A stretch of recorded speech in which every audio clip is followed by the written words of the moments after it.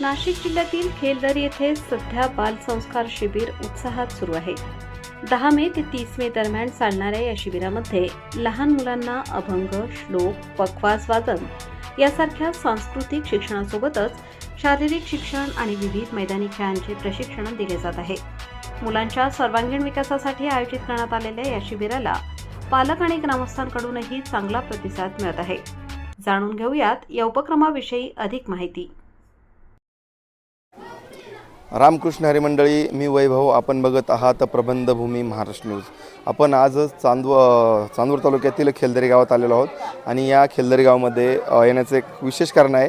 खेलदरी गावामध्ये जिल्हा परिषद शाळा आहे आणि या जिल्हा परिषद शाळेमध्ये एक आध्यात्मिक बालसंस्कार शिबिर भरलेलं आहे. या शिबिरामध्ये मुलांना आध्यात्मिक असे शिक्षण दिले जाते. नेमके कशा पद्धतीने शिक्षण दिले जाते, काय काय मुलांकडून करून घेतलं जातं, मुलांना कुठल्या पद्धतीने शिक्षण दिले जाते, तसेच नेमकी आयोजकांनी हे शिबिर का राबवले आहेत, सर्व प्रश्नांची उत्तरे आपण जाणून घेणार आहोत. चला जाऊया शिबिरामध्ये.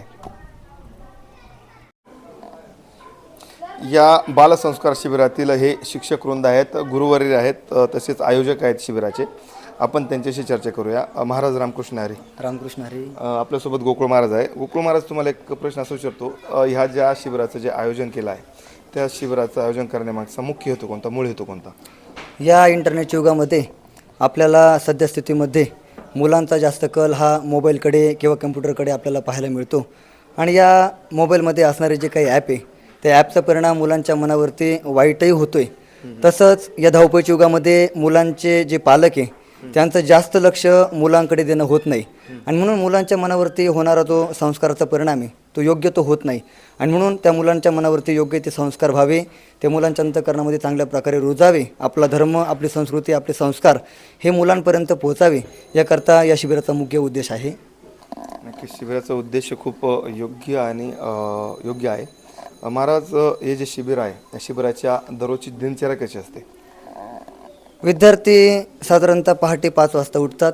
उठल्यानंतर त्यांना नित्यनेमाचे श्लोक शिकवलेले, त्यामध्ये मग उठल्यानंतर ज्या हातांकडून आपल्याला दिवसभर कार्य करायचं आहे त्या हातांच्या संदर्भात एक श्लोक आहे, कराग्रे वसते लक्ष्मी, हा श्लोक म्हटला जातो. त्यानंतर मुलं नित्यनेमाचे आपलं बहिर्दिशेला जातात, स्नान संध्या करतात, सकाळी दर्शन करून देवपूजा करून आपल्या कपाळाला गोपीचंदन आणि बुक्का लावतात. त्यानंतर 6:30 वाजता विद्यार्थी प्रार्थनेकरता बसतात. प्रार्थना झाल्यानंतर 7 वाजता त्यांना दूध असतं. त्यानंतर त्यांचा श्लोकाचं पाठांतर आणि जे नित्यनेमाचे श्लोक आहे तसेच गीतेचा 12वा आणि 15वा अध्याय त्यामधले श्लोक त्यांना शिकवले जातात. त्यानंतर 9 वाजता त्यांना नाश्ता दिला जातो. त्यानंतर मग मृदंगाचा क्लास होतो, त्याचे बोल असतील, त्याचे टाळी वगैरे असेल ते त्यांना शिकवलं जातं. त्यानंतर 11:30 वाजता विद्यार्थ्यांना जेवण दिलं जातं. नंतर 1.5 ते 2 तासाचा त्यांचा आराम होतो. त्यानंतर मग 2:30 ते 3च्या दरम्यान त्यांना वारकरी चाली असतील, त्याचप्रमाणे पाठांतर असतील, हरिपाठ वगैरे ते पाठांतर केलं जातं. त्यानंतर 1 तास 5:30 ते 6:30 एक विरंगुळा म्हणून त्यांच्याकडून बैठकी खेळ असतील किंवा इतर कुठले खेळ त्यांच्याकडून खेळून घेतले जातात, शारीरिक खेळ घेतले जातात. आणि नंतर मग 6:30 ते 8 या वेळेमध्ये हरिपाठ होतो. त्यामध्ये त्यांना चांगल्या प्रकारे वारकरी पावल्या शिकवल्या जातात, त्यांना वारकरी फुगाड्या शिकवल्या जातात. त्यानंतर मग त्यांचं 8, 8:15 वाजता जेवण होतं आणि 1 तास परत काहीतरी त्यांच्याकडून पाठांतर करून घेतलं जातं. मग ते दिवसभर जे जे शिकवलं त्याचं पुन्हा त्यांचा एकत्रित पाठ होतो. त्यानंतर विद्यार्थी मग 10 वाजता झोपतात. नक्कीच हे विद्यार्थ्यांची दिनचर्या आहे. आपल्यासोबत अक्षय महाराज आहेत. अक्षय महाराज, रामकृष्ण हरी. रामकृष्ण. काय सांग, आपण काय शिकवतात मुलांना? मुलांना मी श्लोक वगैरे आणि त्यांचं पाठांतर घेण्याचं काम माझ्याकडे आहे. कशा पद्धतीने विद्यार्थ्यांचा रिस्पॉन्स आहे या सगळ्या शिबिराला? तसं बघायला गेलं तर हे विद्यार्थी म्हणजे ना मनापासून त्यांची तयारी आहे शिकण्याची. एखाद्या वेळेस पाठाला 5-10 मिनटं उशीर जरी झाला तरी हे विद्यार्थी स्वतःहून येतात, महाराज पाठ कधी होणार आहे, कधी आमचं पाठांतर घेणार आहे, कधी श्लोक शिकवणार आहे. खऱ्या अर्थानं त्यांचे मनापासून तयारी की आम्हाला हे शिकायचंच आहे. खऱ्या अर्थानं त्यांचा प्रतिसाद अतिशय उत्कृष्ट आहे. किती मुलं आहे साधारण शिबिरामध्ये? आता 100+ मुलं आहे. हे साधारण दुसरं वर्ष आहे शिबिराचं. मागच्या वर्षी किती होते? मागच्या वर्षी 80च्या आसपास होती मुलं. नक्कीच. आपल्याला घरी एक मुलगा सांभाळायला त्रास होतो. इथे 4-5 शिक्षकां मिळून, 4-5 गुरुं मिळून एवढे 100+ मुलं समाज जातात. कौतुक केलं पाहिजे सर्वांचं. महाराज रामकृष्ण हरी, आपल्यासोबत रवी महाराज आहेत. महाराज, काय सांगाल, तुम्ही कोणता विषय शिकवतात? रामकृष्ण हरी. मी मृदंग हा विषय शिकवतो. काय किती बोल झाले आतापर्यंत काही? साधारण शिबिर चालू होऊन आज 16वा दिवस आहे आणि विद्यार्थ्यांचे 10, 11, 12 असे बोल झालेले. काही मुलं आहेत का जे आपण त्यांना शिकवलेलं आहे आणि ते हरिपाठ असेल काही अभंग असेल त्याच्यासोबत पखवाज वाजवायला असे लागलेत का मुलं? हो हो 10-15 जण आहे असे की जे बऱ्यापैकी वाजवतात चांगले वाजवतात. आणि ते आता जे मुलं जे काही म्हणजे पखवाज वगैरे शिकताय कशा पद्धतीनं म्हणजे स्वतः उत्साहित होऊन शिकताय की तुम्हाला म्हणजे शिकवावं लागतंय त्यांना दमदाटी करून शिकावं लागतं की स्वतःच्या काहीतरी कुतूहल म्हणून शिकतात ते? नाही, दमदाटीचा काही विषय नाही इथं. मुलं रात्री जेवण झाल्याच्या नंतर रोज विचारायला येतात महाराज प्रॅक्टिसला कसं बसायचं, कधी बसायचं, आज कोणत्या बोलाची प्रॅक्टिस करायची आणि किती वेळ करायची. मग आम्ही सांगतो कोणत्या बोलाचा रियाज करायचा, किती वेळ करायचा आणि मुलं त्या वेळाच्या पलीकडे रियाज करतात. आम्ही 12 वाजेपर्यंत सांगितलं तर मुलं 1 वाजेपर्यंत रियाज करतात. अशा प्रकारचा आणि एक खूप छान प्रतिसाद आहे मुलांचा. रात्री 1-1 वाजेपर्यंत मुलं रियाज करतात. खरोखर म्हणजे मुलांची शिकण्याची इच्छा असल्यानंतर म्हणजे कोणती गोष्ट आड येत नाही असं म्हटलं तरी काही अडचण नाही. आपल्यासोबत भरत महाराज पानसरे आहेत. महाराज काय सांगाल? खरं तर हे सर्व शिबिर तुम्ही आयोजित केलं, या शिबिराचे तुम्ही सर्व आयोजक आहात आणि ज्या काही या शिबिराच्या जाहिराती झाल्या होत्या, बॅनर लागले होते, ते एकाही बॅनरमध्ये तुमच्या सर्वांचं कुणाचंही त्या बॅनरमध्ये नाव दिसलं नाही. तुम्ही आयोजक असून काय कारण आहे मागचं? खरं तर तुम्ही पहिल्यांदा आयोजक आहात असं बोलले आणि त्याही अगोदर तुम्ही एकदा बोलले की तुम्ही या बालसंस्कार शिबिराचे गुरुवर्य आहात. आम्ही आयोजक नाही, आम्ही गुरुवर्य नाही. खरं तर आम्ही या वारकरी संप्रदायाचे सेवक आहे. आम्ही ज्या सद्गुरू गुरुनाम गुरुजोग महाराजांच्या वारकरी शिक्षण संस्थेमध्ये शिकलो, ती वारकरी शिक्षण संस्था म्हणजे त्या वारकरी शिक्षण संस्थेतून जी मुलं शिकून बाहेर पडतात, खरं तर ती आयोजक नसून सगळी सेवक आहे. कीर्तनकारही कीर्तन करत असताना जरी तो कीर्तन करत अवघ्या महाराष्ट्रभर फिरतो तरी तो कोणी आयोजक नाही, कोणी मार्गदर्शक नाही, तर तो कीर्तनकार म्हणजे या वारकरी संप्रदायाचा सेवक आहे. जगद्गुरू तुकोबाराय म्हणतात, सेवे लागी सेवक झालो, तुमच्या लागलो निज चरणा. आम्ही या वारकरी संप्रदायाचे सेवक आहे, म्हणून त्या योगे आम्ही आयोजक नाही. आमची खरं तर आयोजक होण्याची पात्रता नाही. आम्ही एक सेवक आहे. या सेवक असल्या कारणास्तव खऱ्या अर्थानं आम्ही हे सगळं गेले 2 वर्षापासून आयोजन करतो. आणि तुम्ही बोलले की जे काही जाहिराती झाल्या आणि परिसरामध्ये गेल्या 21-22 गावांमध्ये खरं तर ही बॅनरं लागली गेली, जाहिराती झाली. या जाहिरातींमध्ये तुम्ही सगळी बॅनर पाहिले असतील. या शिक्षकांपैकी कोणाचंच आयोजक म्हणून तिथं नाव नाही, मार्गदर्शक म्हणून नाव नाही, तर ही सगळी सेवक मंडळी आहे. आम्ही खरं तर या वारकरी संप्रदायाची ही सेवा करत असताना आमच्या पंचकृषीमध्ये, परिसरामध्ये, आमच्या तालुक्यामध्ये या वारकरी संप्रदायाची परंपरा अविरतपणे टिकून राहावी याच्याकरता खऱ्या अर्थानं आम्ही सगळ्यांनी हा केलेला गोड असलेला हा अट्टहास आहे.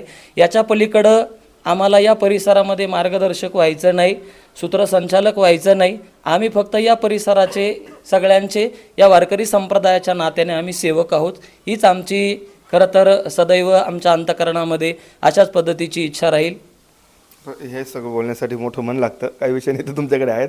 बरं, आता या जर सर्व काही महाराज आहे मंडळी आहेत, आता गोकुळ महाराज कीर्तन करतात, अक्षय महाराज कीर्तन करतात, रवी महाराज पखवाज वाजवतात, तुम्ही देखील कीर्तन करतात. मग आता तुमचे जे काही आता 20 दिवस जे काही शिबिर चालणार आहे, मग 20 दिवसाच्या तुमच्या काही इतर बाहेर सेवा असणार आहे, त्या सेवांचं काय? हो, हे शिबिर मागच्याही वर्षी आयोजन झालं, याही वर्षी फार मोठ्या भव्य दिव्य स्वरूपामध्ये आयोजन झालं. तर हे शिबिर आयोजन मागच्या वर्षी केलं तेव्हा अचानकपणे झालं. याही वर्षी आम्ही गेले 2-3 महिने अगोदर या कामाला लागलो. मागच्या वर्षी आम्ही गेले 20 दिवस या शिबिरामध्ये कोणीही सेवा घेतल्या नाही आणि याही वर्षी मागच्या वर्षी घेतलेल्यासुद्धा सगळ्या सेवा आम्ही कॅन्सल केल्या आणि या शिबिरामध्ये अविरतपणे 20 दिवस आम्ही इथंच स्थायी बसून याच ठिकाणी मुक्कामी राहून खऱ्या अर्थानं हे शिबिर आम्ही पार पाडलं.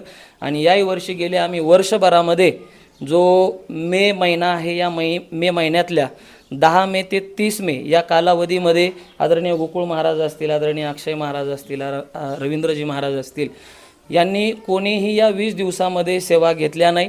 नाही तर अवघ्या महाराष्ट्रभर कीर्तन करत फिरतात, पण फक्त या परिसराच्या खऱ्या अर्थानं या वारकरी संप्रदायाच्या नात्यानं हे 20 दिवस आम्ही गेले वर्षभर कुठंतरी सेवा करतो फिरतो, पण 20 दिवस आपण आपल्या या परिसरासाठी द्यावे. या परिसरामध्ये ही वारकरी संप्रदायाची परंपरा अविरतपणे टिकून राहावी. या परिसरामध्ये पुढील भविष्यामध्ये सुद्धा या वारकरी संप्रदायात खऱ्या अर्थानं ही मुलं कायमस्वरूपी यावी, यांनी या वारकरी संप्रदायाची सेवा करावी. याकरता आम्ही आमचे 20 दिवस खर्च करतोय, म्हणजे आम्ही काही जास्त लई खर्च केले असा त्यातला भाग नाही. हे आमचं खऱ्या अर्थानं या वारकरी संप्रदायाच्या नात्यानं काहीतरी देणं लागतं. म्हणून खऱ्या अर्थानं आम्ही 20 दिवस आम्ही कुठल्याही सेवा महाराष्ट्रभर घेतल्याच नाही. आम्ही याच ठिकाणी बसून आहोत. महाराज म्हणजे आता सर्व यात 20 दिवस तुम्ही या ठिकाणी विद्यार्थ्यांना सर्व शिकवताय, विद्यार्थ्यांकडून पाठार करून घेताय, पण याचा मोबदला काय आर्थिक स्वरूपात काही मोबदला वगैरे याचा नाही. आम्ही मागच्याही वर्षी शिबिर केलं आणि याही वर्षी शिबिर करतोय. ही सगळी मंडळी 20 दिवस इथं राहतात, पण जेव्हा या बालसंस्कार शिबिराचा समारोप होतो त्यावेळेला हे सगळे आपल्या स्वखर्चाने इथं येतात, जातात आणि इथून एकही रुपया घेत नाही. ही सगळ्यांचा खऱ्या अर्थानं फार मोठा मनाचा मोठेपणा आहे. या शिबिरामध्ये फक्त आम्ही विद्यार्थ्यांकडून फी थोडीशी घेतलेली आहे, पण बाकी पंचक्रोशीतून परिसरातून कोणाकडूनही एक नया पैशाची सुद्धा अपेक्षा ठेवली नाही. बरेच जण इथं येतात आणि आम्हाला विचारतात की महाराज तुमचं एखादं पावती बुक आहे का, पण आम्ही त्यांना सांगतो आम्ही पैसे स्वरूपात आजपर्यंत पैसा घेतलाही नाही आणि घेणारही नाही. तुम्हाला काय द्यायचं असेल ते तुम्ही मुलांना अन्नदान करा. याच्या व्यतिरिक्त आम्हाला 1 रुपयासुद्धा या शिबिरासाठी खर्च नाही. आम्ही फक्त मुलांकडून थोडीशी फी याकरता आकारली आहे की कारण मुलांनाही त्याचं काहीतरी गांभीर्य असावं. याकरता खऱ्या अर्थानं आम्ही ती छोटीशी थोड्याफार प्रमाणामध्ये आम्ही ती फी खऱ्या अर्थानं मुलांकडून आकारतो. आणि या शिबिरामध्ये जेवढी काही सहशिक्षक आहे कोणीही शेवटच्या दिवशी 20 दिवस इथं खर्च करून एक नया पैशाची सुद्धा अपेक्षा करत नाही. उलट आपल्या खिशातून पैसा गेला तरी चालेल. गेले 21 गावं आम्ही या बालसंस्कार शिबिरासाठी जोडले. 21 गावांकडून आम्ही सायंकाळचं अन्नदान घेतलं. या सगळ्या गावोगावी आम्ही आमच्या स्वतःच्या गाड्या घेऊन फिरलो. आमचे स्वतःचे डिझेल पाणी असेल, खर्च असेल तो आम्ही स्वतः केला. आणि 20 दिवस आमचं कुठं जाणं येणं असेल तर ते फक्त आमच्या स्वखर्चातून असतं. पण आम्ही बाकी या शिबिरातला या शिबिराला कुठलाही बोजा नाही, या परिसराला आमचा कुठलाही बोजा नाही. फक्त एक आम्ही सेवक म्हणून खऱ्या अर्थाने हे सगळं कार्य करतो. महाराज आता जे काही पाल्य आहेत या ठिकाणी त्या पाल्यांच्या पालकांना किंवा इतर पालकांना आपण काय आवाहन कराल? खरं तर त्या इतर पालकांना मी एकच आवाहन करू इच्छितो की जे मुलं आमच्या या आध्यात्मिक बालसंस्कार शिबिरामध्ये आलेले आहेत त्या मुलांच्या संपूर्ण पालकांना एकच विनंती आहे की आम्ही गेले 1 दिवस फार मोठा अट्टहास केला. खरं तर आपली ही संस्कृती असेल, संस्कार असेल, ही सगळी आम्ही त्यांच्यापर्यंत पोचवली. पालकांना एकच विनंती करेल की आपली मुलं आपल्या घरी आले की खऱ्या अर्थानं हे त्यांचं अभ्यासाचं सातत्य आपण खऱ्या अर्थानं नित्यकाळ टिकून ठेवावं, हीच पालकांना खरं तर आमच्या संपूर्ण बालसंस्कार शिबिराच्या वतीनं विनंती. नक्कीच आजच्या समाजामध्ये असे माणसं आहेत की जे काटा काढण्याचं देखील मोल घेतात, परंतु तब्बल आपल्या आयुष्यातील 20 दिवस दरवर्षाचे 20 दिवस या ठिकाणी या शिबिरासाठी देऊन हे जे काही मुलांची सेवा करतायत, समाजाची सेवा करतायत, कशासाठी फक्त आपल्या आजूबाजूच्या मुलांना चांगले शिक्षण लावावे, त्यांच्यावर चांगले संस्कार व्हावे यासाठी सर्व काही करताय. यांचे खरोखर खूप खूप धन्यवाद मानले पाहिजे. नक्कीच आता आपण मुलांकडे जाऊयात आणि मुलांनी नेमकी आत्तापर्यंत काय काय शिकलं, त्यांचे अनुभव कसे आहेत आपण त्यांच्याचकडून जाणून घेऊयात. आता या ठिकाणी या शिबिरामध्ये हरिपाठाची वेळ झाली आहे आणि सर्व मुलं जे आहेत हरिपाठासाठी उपस्थित झाले आहेत. त्या ठिकाणी काही मुलं आहेत. दादा काय नाव तुझं? प्रभू समाधान गांगुर्डे. कोणत्या गावावरून आलाय तू? कळमदरे. किती दिवसापासून इथे तू? मी दुसऱ्या दिवसापासून शिबिर. काय वाटलं, कसा आनंद भेटतो शिबिरामध्ये, काय काय शिकवलं जात आहे तुला? इथं सर्व प्रकारच्या सुविधा आहे, सर्व चांगलंच आहे. नाही, शिकवलं काय काय जात आहे? इथं मृदुंग शिकवला जातो, टाळ शिकवला जातं, गायन शिकवलं जातं, काही श्लोक संहिता शिकवली जाते. तू काय काय शिकला? मी याच्यातून श्लोक संहिता, मृदुंग, टाळ, गायन. एक श्लोक म्हणून दाखव कुठला पण. रामाय रामभद्राय रामचंद्राय वेदसे रघुनाथाय नाथाय सीताय पतये नमः राघवम रामचंद्रम वा रावणारीम रमापती राम राजीव लोचनम तम वंदे रघुनंदन. नक्कीच अशा पद्धतीने सर्व बघत असाल तुम्ही या ठिकाणी लहान लहान बालगोपाळ या ठिकाणी या शिबिरामध्ये आहेत. त्याच पद्धतीने आणखी काही मुलं आहेत त्यांच्याशी देखील आपण बोलण्याचा प्रयत्न करूया. या ठिकाणी दादा काय नाव तुझं? ओम सुभाष ढगे. कुठला आहे तू? देनेवाडी. देनेवाडीचा आहे. काय काय शिकायला भेटलं तुला इथे? मला श्लोक शिकायला भेटले, गायन करायला भेटलं, मृदुंग वाजवायला भेटला आणि संस्कार भेटले. संस्कार किती वाजता उठता सकाळी तुम्ही? 5-5:30 वाजता. 5:30 वाजता उठता. आणि काय काय असतं सकाळी उठल्यापासून संध्याकाळपर्यंत, कसं असतं नियोजन? सकाळी उठल्यावर सर्वांनी आंघोळून ते करून घ्यायचं. त्याच्यानंतर सर्वांनी प्रार्थना झाली का सर्व इड लाईनी करून बसतात दूध पिण्यासाठी. ते झाल्यावर सर्व श्लोक देतात. श्लोक नंतर पाठांतर घेतात. ते झाल्यावर सर्वांना सुट्टी असते 5-10 मिनिटाची. परत बसतात, परत अजून श्लोक देतात. मग नाश्ता होतो. नाश्त्यानंतर विश्रांती असते. मग त्याच्यानंतर जेवण असतं. जेवणानंतर 2 तास झोप असते. त्याच्यानंतर गायनाचा किंवा पाखवाजाचा क्लास असतो. मग मुलांना खेळण्याची सुट्टी असते. त्याच्यानंतर मग इकडं सर्व आवरून घेतात हरिपाठाचं. मग हरिपाठ सुरू होतो. हरिपाठ झाल्यावर सर्व असं फुगाड्यानं ते खेळून झाले का मग जेवणं असतात. जेवणं झाल्यावर सर्व विद्यार्थी विश्रांती घेतात. त्याच्यानंतर जे काही विद्यार्थी इकडे प्रॅक्टिस करतात. बरं, काय जेवण वगैरे एक आता सकाळी नाश्ता आणि 2 टाईम जेवण असतं.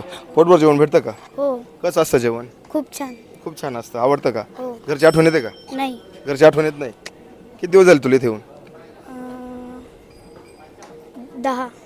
म्हणजे शिबिर चालू झाल्यापासून तू पहिल्या दिवसापासून आहे का? हो. बरं बरं. आनंद वाटतो इथे? हो, एकदम. शिकायला भेटतं चांगलं? हो. नक्कीच. म्हणजे एकदम चांगला गोड अनुभव आहे लहान लहान मुलांचा. एकदम छोटी मुलं. आता त्या ठिकाणी काही दोघं छोटी मुलं आहे. आपण त्यांच्याशी देखील बोलण्याचा प्रयत्न करूया. एकदम लहान सहान बालगोपाळ आहे. दादा, काय नाव तुझं? वेदांत राहुल जाधव. हां, वेदांत राहुल जाधव. कितवीला आहे तू? 3रीला गेलो. 3रीला गेला का? कुठला आहे तू? चिंचोले. चिंचोल्याचा आहे. करमतं का तुला इथे? हो. आईवडिलांची आठवण येते का? नाही येत? मग इतकं आनंद भेटतो इथं, तुला घरची आठवण पण येत नाही? काय काय शिकायला भेटलं तुला इथं? श्लोक, मृदुंग, परत गायन. कौतुक केलं पाहिजे. अवघ्या फक्त म्हणजे 2रीला तो मुलगा होता, म्हणजे 7 वर्ष वय, आणि या 7 वर्ष वयाचा देखील मुलगा या ठिकाणी आहे आणि त्याला घरची आठवण देखील येत नाही. या पद्धतीने सर्व नियोजन या ठिकाणी ज्यांनी नियोजन करत आहेत त्यांनी असं नियोजन केलं आहे. असं लक्ष देतात मुलांकडे. घरच्या मुलांप्रमाणे या ठिकाणी मुलांना वागणूक दिली जाते. आणि हे सर्व वारकरी शिबिरातील हे बालसंस्कार या ठिकाणी चांगले संस्कार या मुलांवरती केले जातात. आणखी काही मुले आहेत, आपण त्यांचे देखील बोलण्याचा प्रयत्न करू. दादा, काय नाव तुझं? श्रीरंग रवींद्र गुंजाळ. कुठला आहे तू? नाशिकवरून आलेलो आहे. नाशिकचा आहे तू? हो. इतक्या लांब आला? कशासाठी आला? शिकण्यासाठी. काय शिकण्यासाठी आला? मृदुंग, श्लोक. श्लोक शिकला का? हो. एक श्लोक म्हण बरं. कराग्रे वसते लक्ष्मी, कर मध्ये सरस्वती, कर मूल्ये तू गोविंद, प्रभाते कर दर्शनम. कितवीला आहे तू? आता मी 5वीला गेलो. 5वीला गेला. घरच्यांची आठवण येते का? नाही. का नाही येत? इथं एवढं खेळायला आहे, सगळ्या घरच्यांची आठवणच नाही. काहीच आठवण येत नाही. लक्ष देतात का महाराज तुझ्याकडे? सर्व मुलांकडे लक्ष देतात. हो. आनंद वाटतो का? खूपच. जेवायला भेटतं का पोटभर? मग. हा? हो. काय काय भेटतं? म्हणजे रोज काय काय वेगळं असतं. कधी कोणची पण भाजी, रोज काहीतरी गोडधोड, भात, वरण. उपाशी वगैरे राहत नाही काहीच? कधीच नाही. म्हणजे बघा, एकदम छोटे छोटे मुलं आहे, एकदम चांगल्या पद्धतीने म्हणजे एक आनंद त्यांच्या मनावरती, त्यांना घरच्यांची आठवण देखील येत नाही. याचा आपण विचार करू शकतो की कशा पद्धतीने या ठिकाणी मुलांची काळजी घेतली जात असेल. नक्कीच. आणखी काही 1-2 मुलगा आहे. दादा, काय नाव तुझं? तेजस वाळूबा दिवटे. कुठला आहे तू? मी कानमंडळाचा. काय वाटतं, काय शिबिराला आला तू? काय काय शिकायला भेटलं तुला या ठिकाणी? मला वारकरी फुगाड्या, अजून मृदुंगाचे बोल आणि श्लोक शिकायला भेटले. मागच्या वर्षी पण होता की या वर्षी म्हणजे नवीन आलो. या वर्षी पहिल्यांदाच आलाय तू? हां. नक्की. करमतं तुला इथे? हो. महाराज वगैरे सर्व चांगलं शिकवतात सगळ्या हो. गोष्टी? मारतात का? नाही. नाही मारत ना? गोड बोलून सांगतात ना?